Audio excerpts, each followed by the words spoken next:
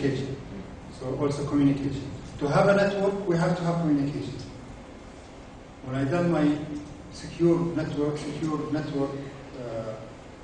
computer networks, 1/3 of my study and thesis was about communication.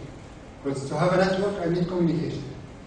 So, and when I have a network, and I have the communication and the computers, then I have the sharing.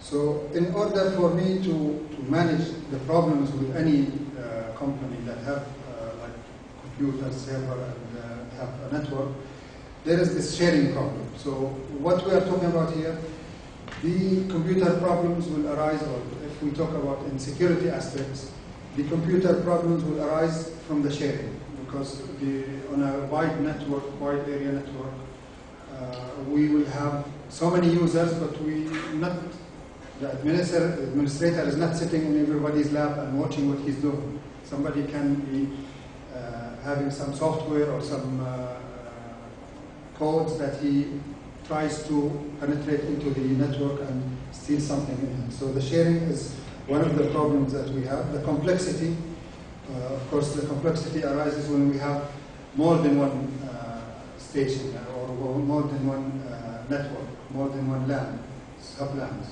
All these sublans will form a wide area network.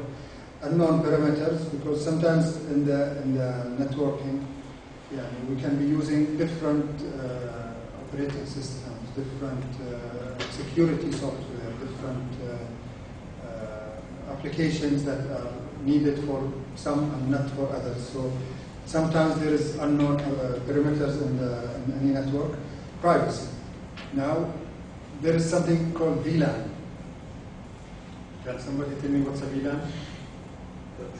Virtual Local Area Network. What is Virtual Local Area Network? It's a local area network, but it is hidden from others.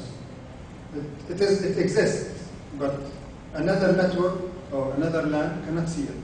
So, but it is there. It's not tahayyuli, it's not really virtual. It is there.